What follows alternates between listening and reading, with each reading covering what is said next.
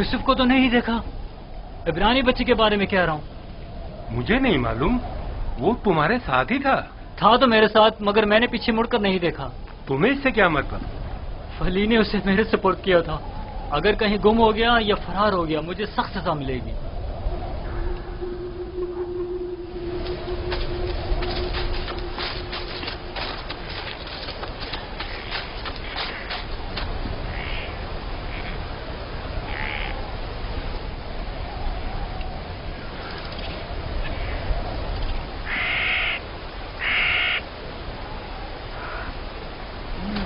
بھاگ رہے تھے، مجھ سے بھاگ رہے تھے، ہاں مجھ سے چھپ رہے تھے۔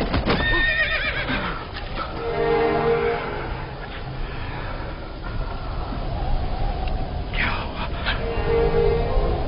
کیوں اتنی بے چینی ہو رہی ہے؟ خدا نہ کرے میری یوسف کو کسی مصیبت کو سامنا ہو۔ کیا ہوا نبی خدا؟ میرا یوسف خیریت سے نہیں ہے لیا، میرا یوسف خیریت سے نہیں ہے۔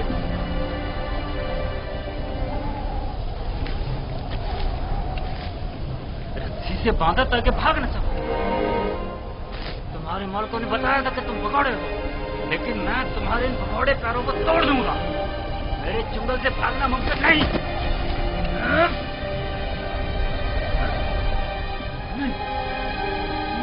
نہیں نہیں نہیں، یہ میرا ہاتھ، میرا ہاتھ، میرا ہاتھ۔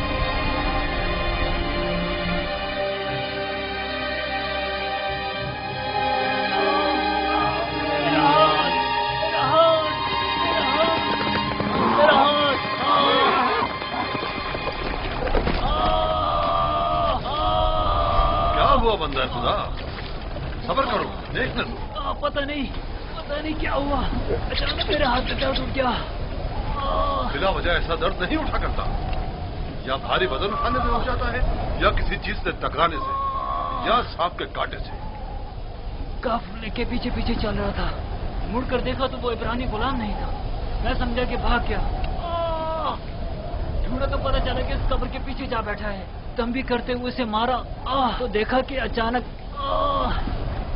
میرا ہاتھ ناکارہ ہو گیا۔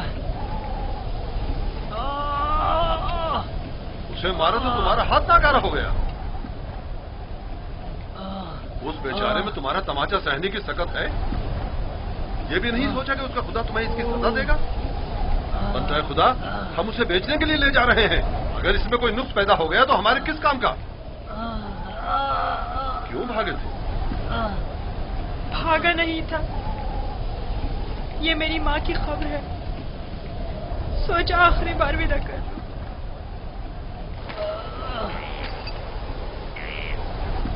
غلام کی قبر کا نام و نشان نہیں ہوا کرتا، نہ کہ مقبرہ۔ یہ قبر کسی غلام کی ماں کی نہیں ہو سکتی۔ تم کون ہو یوسف؟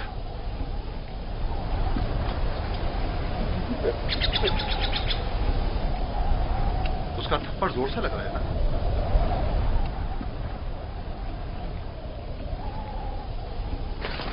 تمہیں معلوم ہے اگر تم بھاگ جاتے تو میں اس کا کیا حشر کرتا؟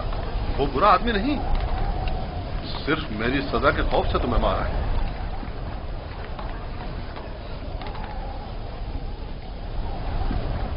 کیا اب بھی تمہارے دل میں اس کی طرف سے کینہ ہے؟ مجھے کینہ توزی کی تربیت نہیں دی گئی۔ آفرین ہے تم پر۔ اگر اسے معاف کر دو تو میں بھی تمہاری یہ ساری رسیاں کھول دوں گا۔ پھر تو مجھے نہیں ماریں گے؟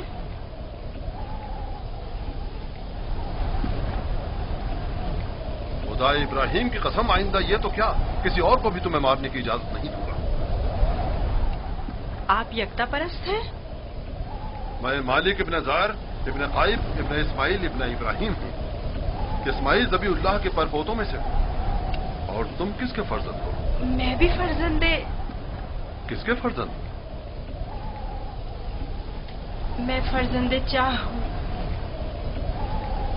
تو گویا باپ کا نام بتانا نہیں چاہتے؟ بتایا نا کہ میں فرزند چاہ ہوں۔ میں کل اسی کنویں میں جہاں آپ نے مجھے دیکھا پیدا ہوا، جس وقت قاصد حق مجھ پر ظاہر ہوئے۔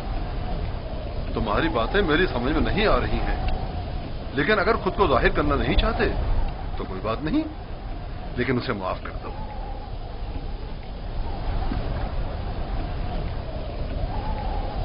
ٹھیک ہے، میں نے بھی اسے معاف کر دیا۔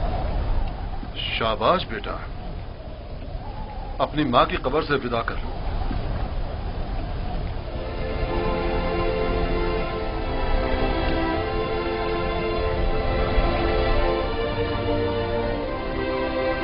اب ہم روانہ ہو رہے ہیں، آمادہ ہو جاؤ۔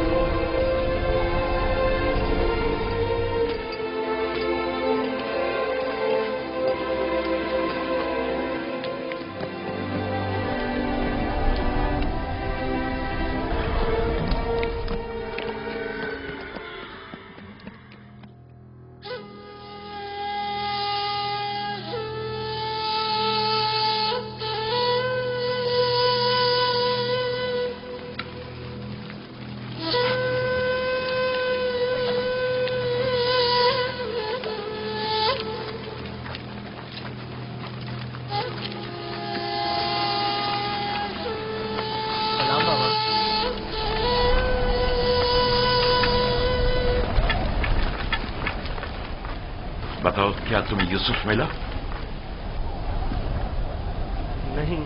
نہیں ملا بابا۔ یہ آپ لوگ زخمی کیسے ہو گئے؟ اب بنی اسرائیل میں نہ خیر و برکت نظر آئے گی اور نہ ہی مہر و محبت کے آثار۔ ابھی زیادہ عرصہ نہیں گزرا کہ یوسف کی جان کے درپے ہونے والے بھیڑیے ایک دوسرے کی جان کے درپے ہو گئے ہیں۔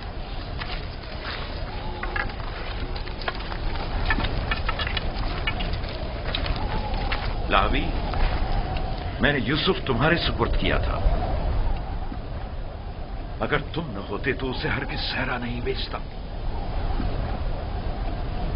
بتاؤ، تم نے اس کی حفاظت کیوں نہیں کی؟ یوسف کے ساتھ کیا سلوک کیا ہے؟ آخر کیا کیا ہے یوسف کے ساتھ؟ بولو، میں تم سے پوچھ رہی ہوں۔ خدا کی لعنت ہو تم پر۔ یوسف کہاں ہے؟ جواب دو، آخر یوسف کہاں ہے؟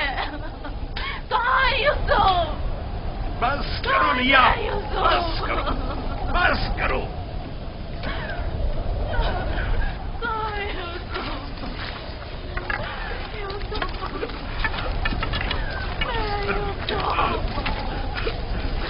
چند باتیں غور طلب ہیں جو میں نے محسوس کی ہیں، پتہ نہیں آپ لوگوں نے محسوس کی ہیں یا نہیں۔ اگر طوفان میں راستہ گم نہ کر بیٹھتے تو ہم یقیناً اس سمت میں نہیں آتے، اور اگر ہمارے جانور عین کنویں پر پہنچ کر رک نہ جاتے تو ہم بھی وہاں توقف نہیں کرتے۔ اگر پیاس کی شدت نہ ہوتی تو پانی نہیں نکالتے۔ ان تمام واقعات کا رونما ہونا یقیناً لطف خداوندی ہی تو ہے کہ یہ غلام ہمارے نصیب میں آیا تاکہ ہم اس کے ذریعے سے منافع حاصل کریں۔ جو روزی تمہارے نصیب کی ہے وہ تمہیں مل کر رہے گی۔ تمام اسباب و عوامل معاون و مددگار بن جاتے ہیں تاکہ جو کچھ بھی پروردگار نے انسان کے مقدر میں لکھا ہے وہ اس تک پہنچ جائے، اور اس سفر میں یہ عبرانی غلام ہمارے نصیب میں تھا۔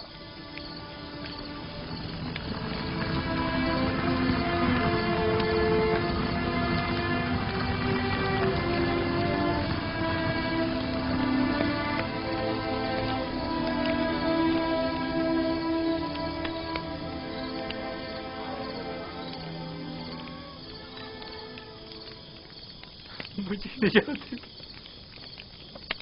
اشتہار حضور، مجھے نجات،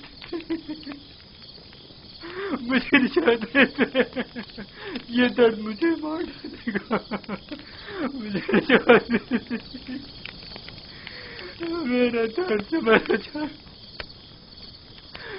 مجھے اس درد سے نجات۔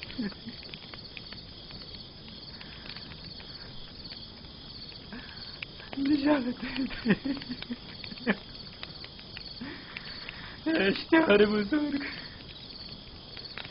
اشتہار بزرگ، مجھے نجات، اس درد سے مجھے نجات، اشتہار بزرگ، مجھے نجات۔ یہ درد مجھے مار ڈال رہا ہے. رات بہت درد ہو رہا ہے. رات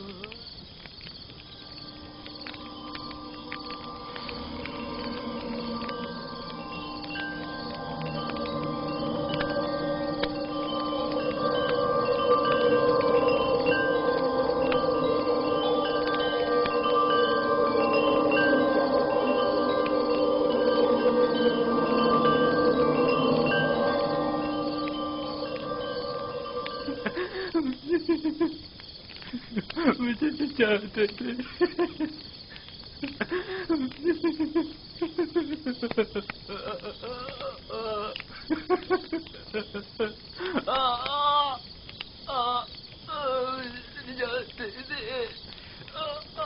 بہت درد ہو رہا.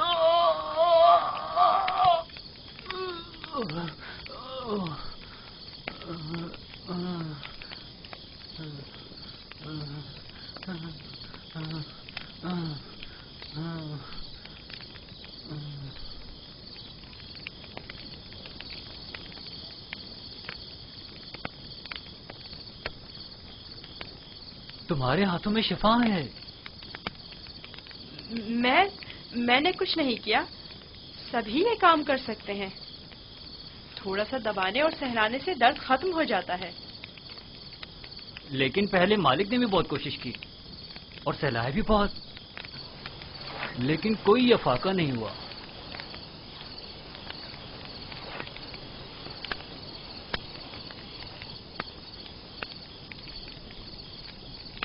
تم آسمان کو دیکھ رہے تھے. کیا تم ستارہ پرست ہو؟ ایک ستارہ جو دن کے طلوع ہوتے ہی غائب ہو جائے کیا قابل پرستش ہے؟ اس حساب سے تو چاند سورج کو بھی نہیں پوچھتے ہو، کیونکہ چاند دن میں اور سورج رات میں غائب ہو جاتا ہے. میرا خدا تو ان سب کا خالق ہے. خدا ازلی و ابدی، یکتا و بیہمتا. گویا تم نے اتنی چھوٹی سی عمر میں میرے اور قطمیر کے خداؤں سے بہتر خدا کا انتخاب کر لیا ہے.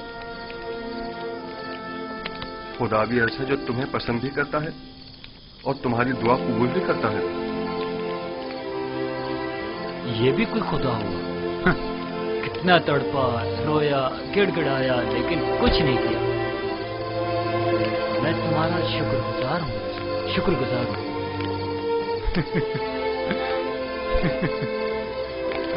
درد کے ان چند گھنٹوں نے تو میری جان ہی نکال دی تھی. میں تم سے اس تھپڑ کے بابت معافی چاہتا ہوں. مجھے معاف کر دو یوسف، مجھے معاف کر دو. اچھا تماچا تھا. اگر وہ تماچا تمہاری ہدایت کا وسیلہ بنے تو میں اس پر راضی ہوں. میں اسی خطے کا رہائشی ہوں اور راستوں سے بخوبی واقف ہوں. میں نے ہمیشہ قافلوں کی رہنمائی کی ہے، لیکن اس مرتبہ گویا تم ہمارے رہنما بنے ہو.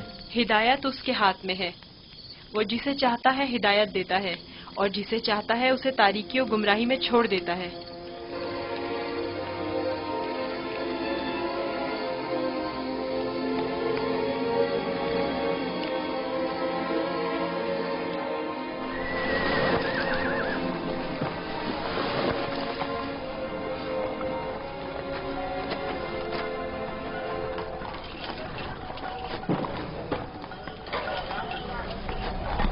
مجھے نہیں معلوم کہ یہ بچہ کون ہے، لیکن کل رات میں نے دیکھا کہ اس کی صرف ایک دعا سے قطمیر کے ہاتھ کو شفا مل گئی.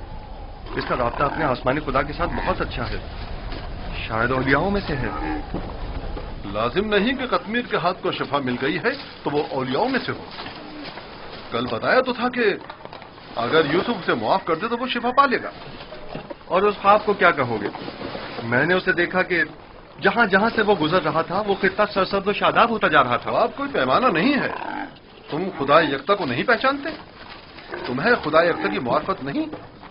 کسی پر ظلم کرو گے تو وہ سزا دے گا، یا اس دنیا فانی میں یا اس جہان باقی میں.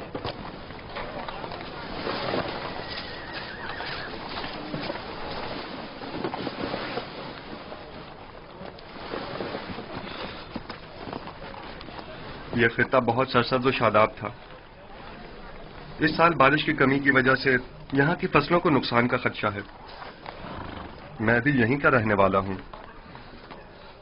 اگر بارش نہیں ہوئی تو قحط سب کو اپنی لپیٹ میں لے لے گا.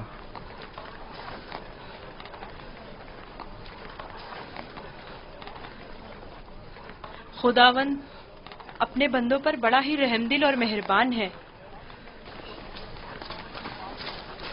جناب مالک، کارواں کے ایک بزرگ کی حالت ٹھیک نہیں ہے، میرے ساتھ چلیے.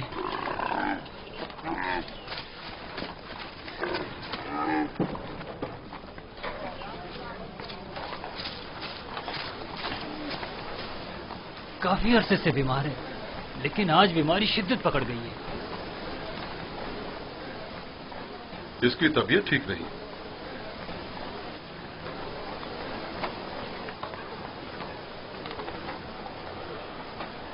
آخری سانسیں لے رہا ہے. بچنے کی اب کوئی امید نہیں. تو اب کیا کرنا ہے؟ اس کو اس کے حال پر تو نہیں چھوڑا جا سکتا. اس کے لیے گھسٹنے والا تخت تیار کر کے تخت کو جانور کے ساتھ باندھ دو تاکہ کارواں کے پیچھے پیچھے ذرا فاصلے سے چلتا رہے. آپ ٹھیک ہو جائیں گے. موت اور زندگی خدا کے ہاتھ میں ہے.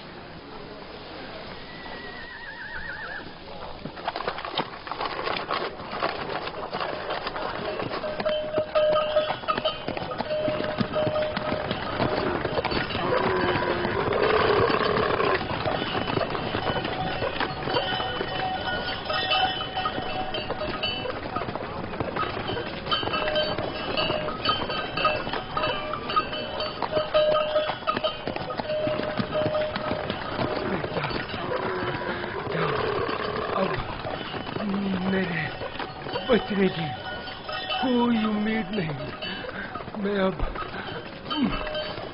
مرنے والا ہوں. فکر نہ کریں، میں آپ کے پاس ہوں. آپ ٹھیک ہو جائیں گے. موت اور زندگی دونوں خدا کے ہاتھ میں ہیں. مایوس نہ ہو.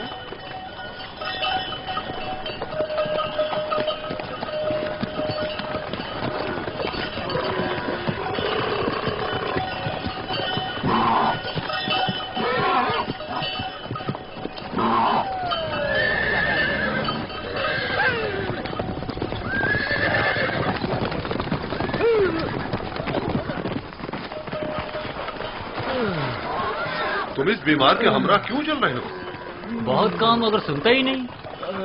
میں انہیں یوں تنہا نہیں چھوڑ سکتا. مجھے ان کے ساتھ رہنے دیجیے. اس کی بیماری شدید ہے، تم اس کے لیے کچھ نہیں کر سکتے. خدا مدد کرنے والوں کو پسند کرتا ہے. آپ میری فکر مت کریں. اس کا خیال رکھنا.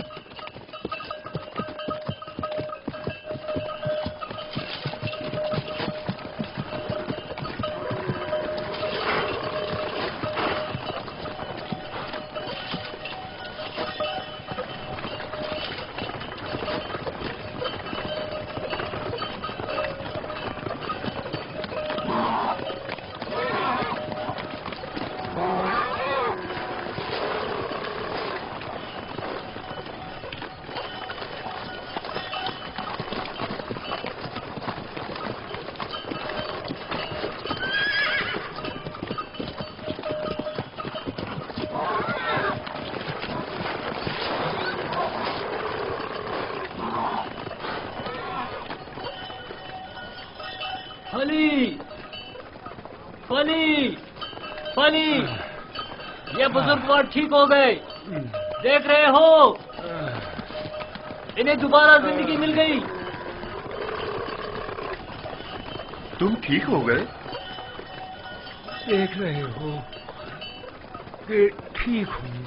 تم نے اسے صحیح کیا ہے نا، میں؟ اسی طرح جیسے قطمیر کو شفا دی تھی۔ خدا شفا دیتا ہے، میں نے تو صرف دعا کی تھی۔ جناب مالک، جناب مالک، آئیے اور آ کر دیکھیے بیمار شفا یاب ہو گیا، آئیے اور آ کر دیکھیے۔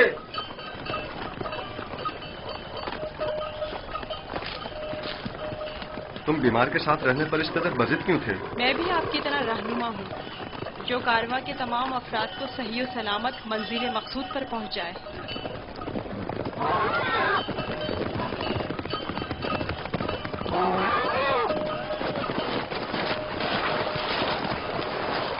کیا ہوا ہے؟ تم ٹھیک ہو گئے؟ یوسف نے کہا تخت سے نیچے اتر آئیے اور پیدل چلیے، اور میں نے بھی ویسا ہی کیا۔ اب میں ٹھیک ہوں۔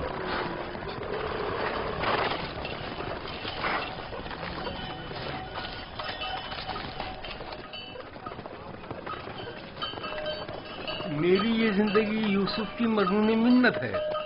اگر اس نے میرا خیال نہ رکھا ہوتا تو یقیناً میرا کام تو تمام ہو چکا تھا۔ تھوڑا سا خیال رکھنا یہ تو کوئی بھی کر سکتا ہے، میں نے کچھ خاص نہیں کیا۔ یہ شخص موت کی دہلیز پر تھا، اس کے بچنے کی کوئی امید نہ تھی۔ مجھے نہیں پتا تمہارا خدا کیسا خدا ہے، لیکن بس اتنا جانتا ہوں بہت قدرت مند ہے اور تمہیں بھی بہت پسند کرتا ہے۔ چلے روانہ ہو۔ میں نے دیکھا کہ تم میرے حق میں دعا کر رہے تھے، بس اسی دعا نے میری حالت بحال کر دی۔ حرکت کریں۔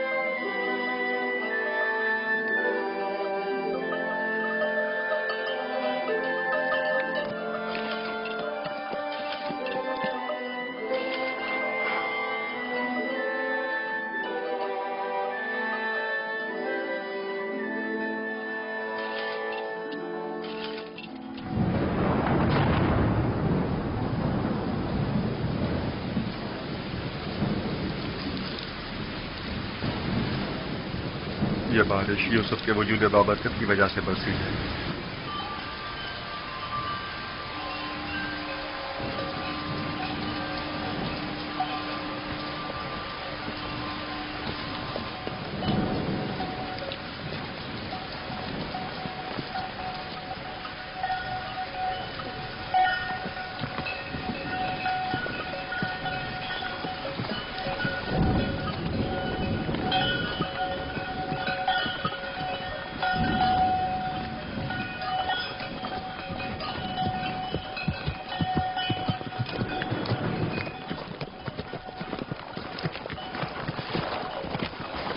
وہ سرزمین مصر ہے، آدھے دن سے زیادہ کا راستہ نہیں، بہت جلد سرحدی پہرے داروں تک پہنچ جائیں گے۔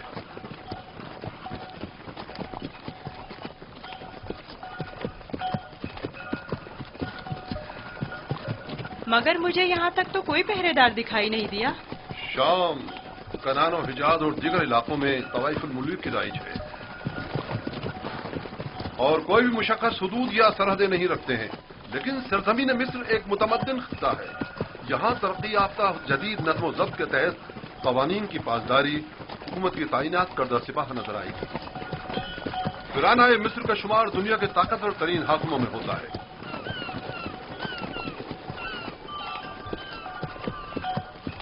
خدایا، اس دیار غیر میں میں خود کو تیری پناہ میں دیتا ہوں اور تجھ ہی سے مدد طلب کرتا ہوں۔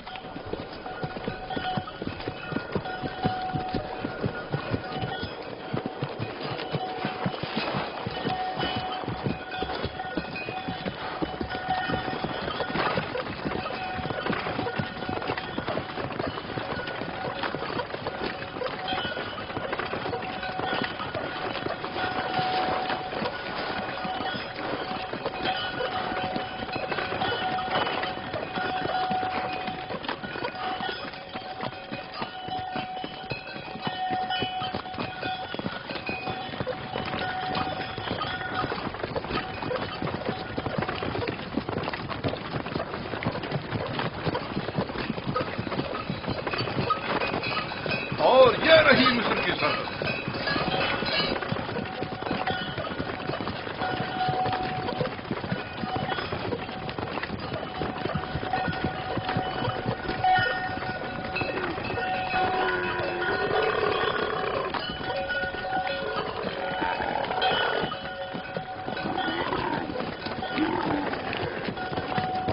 खुदाया, मैं खुद को तुझे सौंपता हूँ। इस अजीब और गरीब सरजमीन पर मेरा तेरे सिवा कोई नहीं है।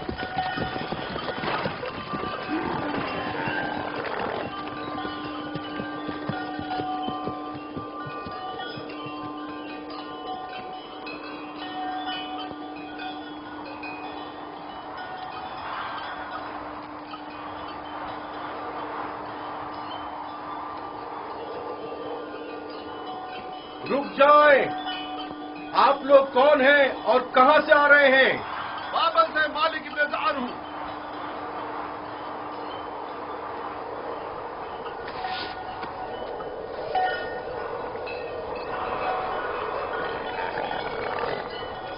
ठीक है, जा सकते हैं। चलो।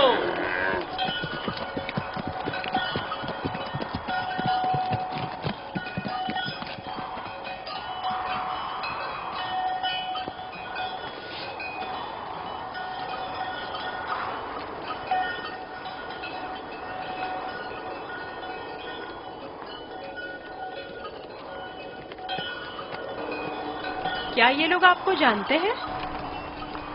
हाँ, बिल्कुल जानते हैं। हमने सालों तिजारत की गर्ज से मिस्र का सफर किया है। मिस्र काफी कदीम और मुतमद्दन सरजमीन है। शाम और कनान में बहुत ज्यादा फर्क है। अजीब से कपड़े पहने हुए थे। हाँ, ये सरबंद पहनकर उनके चेहरे उदार सांप की तरह नजर आते हैं। ये खित्ता सरजमीन सांप के नाम से मारूफ है। अहले मिस्र मोतक़िद है कि एक बहुत बड़ा अजदहा सरजमीन मिस्र का मुहाफिज है।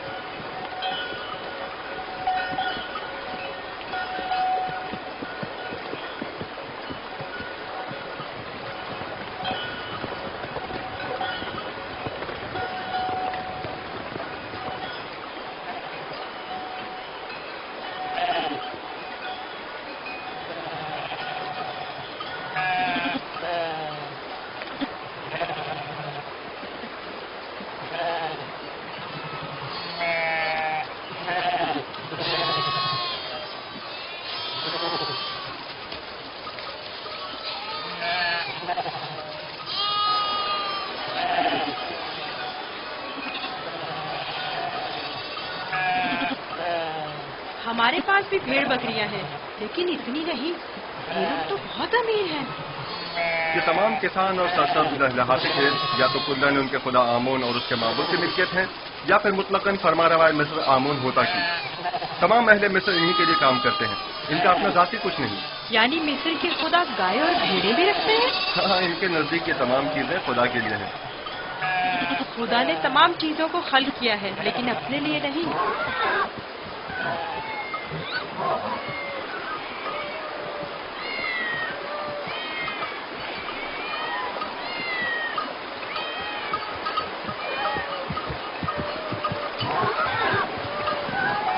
ये इतनी सारी बिल्लियां यहाँ क्या कर रही हैं? इस शहर के लोगों का खुदा बिल्ली है। ये शहर का माबूद है, मरकजी शहर का माबूद। यहाँ के लोग बिल्ली को बहुत पसंद करते हैं।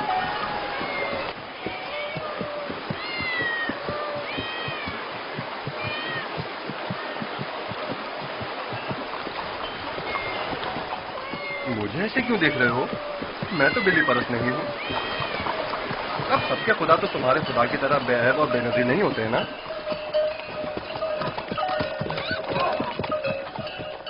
जनाबे मालिक, इस शहर के लोगों का खुदा बिल्ली है जो खाना भी खाती है। ज्यादा ताज्जुब करने की जरूरत नहीं। इस सरजमीन के खुदाबंद तो मर्तबे, भेड़, बकरियां, हत्ता के जनो फर्जंद भी रखते हैं।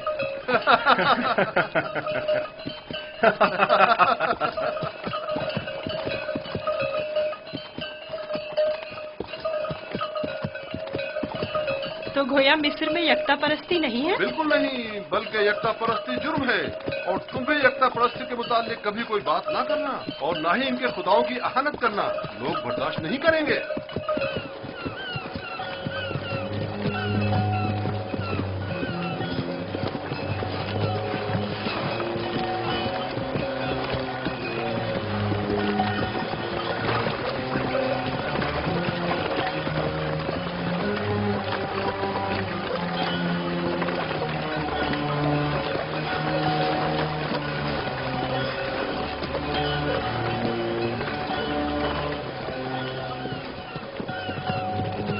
बड़ा दरिया है, यही नील है?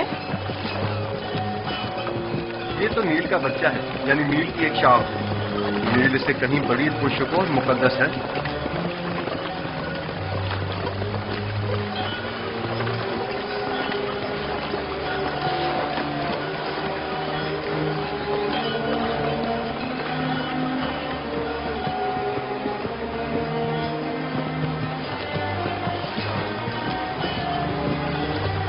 मुकद्दस क्यों है? क्योंकि अहले मिस्र की तरक्की का तमाम दारोमदार इसी दरियाए नील पर है। अगर दरियाए नील ना होता तो मिस्र भी नहीं होता। नील का इब्तिदाई सिरा आज तक किसी ने नहीं देखा। कहते हैं कि सिर्फ खुदाओं की रसाई उस इब्तिदाई सिरे तक है। ये दरिया जुनूब से शुमाल की जानिब बहता है और बहरा रोम में जाकर गिरता है। हम इस वक्त शुमाल से जुनूब की तरफ कदीमी शहर तिब्स की जानिब जा रहे हैं। शहर तिब्स खुदाए आमून का शहर है।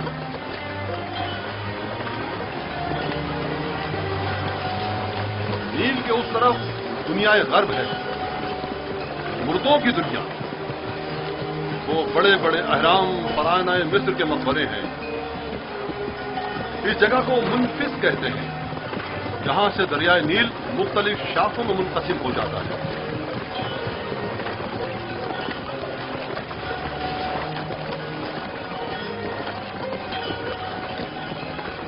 अगर यूसुफ को किसी सरवतमंद के हाथों फरोख्त किया जाए तो न सिर्फ यूसुफ को नेमत और खुदासाई जिंदगी मिलेगी, बल्कि बेशुमार मालूमता हमारे भी हाथ आएगा। काश ऐसा मुमकिन होता कि यूसुफ को न बेचें। न बेचें तो क्या करें?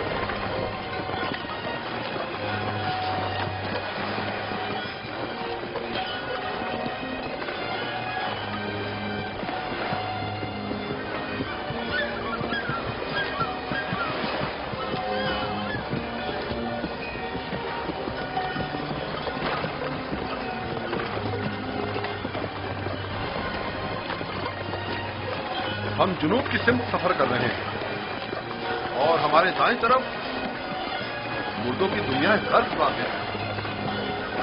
वो जहाज अजसाद के हमलो नकल के लिए मखसूस है। नील के इस तरफ जहां हम इस वक्त हैं, कदीमी शहर तिब्स पाते हैं। शहर तिब्स अहले मिस्र के खुदाओं का शहर है और फरमानवाए मिस्र आमून फौजा की हुकूमत का मरकज यही शहर है। इस शहर तिब्स को खुदाए आमून का शहर भी कहते हैं। वो देखो, दूर से ही तिब्स दिखाई दे रहा है।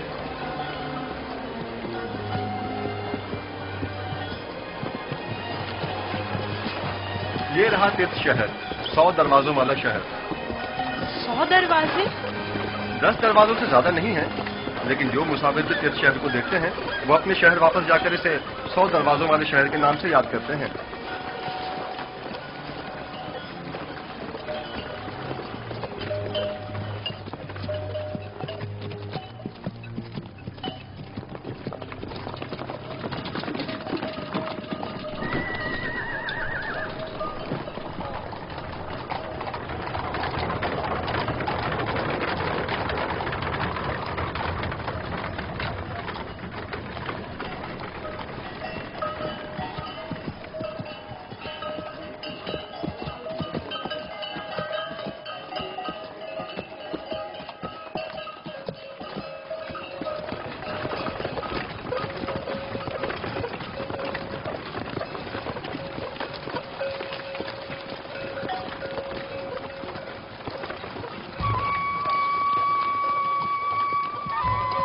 بابل سے مالک بیزار ہوں.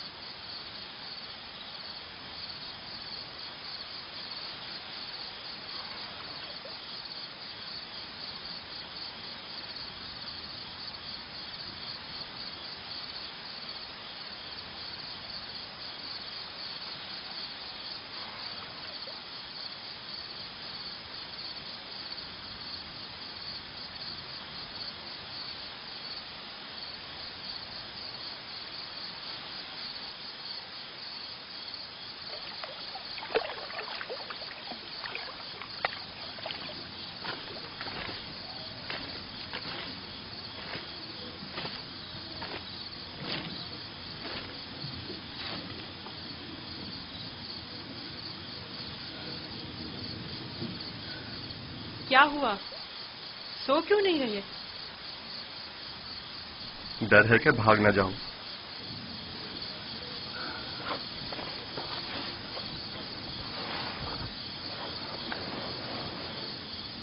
تم کون ہو؟ آخر تم کیا ہو؟ اس سوال کا جواب میں پہلے دے چکا ہوں. یوسف، تمہارے خدا کے مقابلے میں میرے خدا مجبور و لاچار ہیں.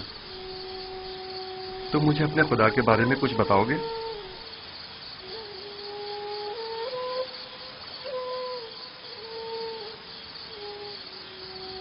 तुम्हारा खुदा हाजिर और नाजिर है, हर जगह उसकी रसाई मुमकिन है। मैंने देखा है कि तुम आसानी से उसके साथ राब्ता बरकरार कर लेते हो। वो भी तुम्हारी आवाज को सुनता है और तुम्हारी दुआ कबूल करता है। मुझे यकीन है कि तुम दीगर इंसानों से मुख्तलिफ हो। तुम में ऐसी गैर मरी ताकत है कि जब जो चाहो कर गुजरते हो। लेकिन हर वो काम जिसमें मेरे खुदा की रजा शामिल हो। ये तुम्हारा खुदा कैसा है जो हर जगह तुम्हारा मुहाफिज है? आपने बखूबी उसके औसाफ बयान किए हैं। मैं चाहता हूं कि उस पर ईमान ले आऊं। आप उस पर ईमान रखते हैं, तजदीद ईमान की जरूरत नहीं। मैं ईमान रखता हूं।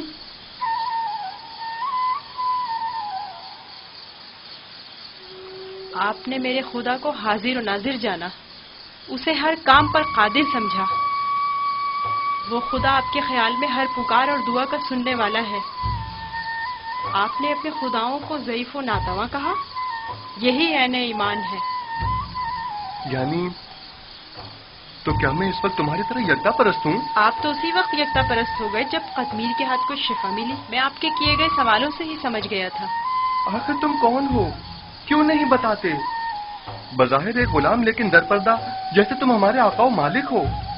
तुम्हें खुदा यकता का वास्ता बताओ। कसम ना दे कि मुझे बताने की इजाजत नहीं है। सिर्फ इतना बता दूं कि ये तमाम वाकयात खुदा के इरादे से वक़ू पज़ीर हुए हैं और वो यूसुफ को भी एक बड़े मुक़द्दस हदफ के तहत यहाँ मिस्र लाया है। कौन सा हदफ? कम से कम यही बता दो। नहीं जानता, आइंदा मालूम हो जाएगा। मैं मालिक को तुम्हें फरोख्त नहीं करने दूंगा। मैं उसे रोकूंगा। वो तमाम चीजों से बाखबर है। अगर वो मुझे गुलाम देखना पसंद करता है तो मैं भी राजी हूँ।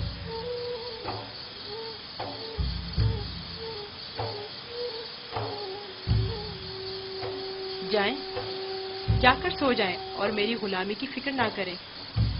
अब भी अपने बाप का नाम बताना नहीं चाहोगे? बताया तो, मैं फर्जंदे चाह हूँ। वही कुआं जिससे तुम्हें बाहर निकाला था। ठीक है, मत बताओ। कभी न कभी तो पता चल ही जाएगा।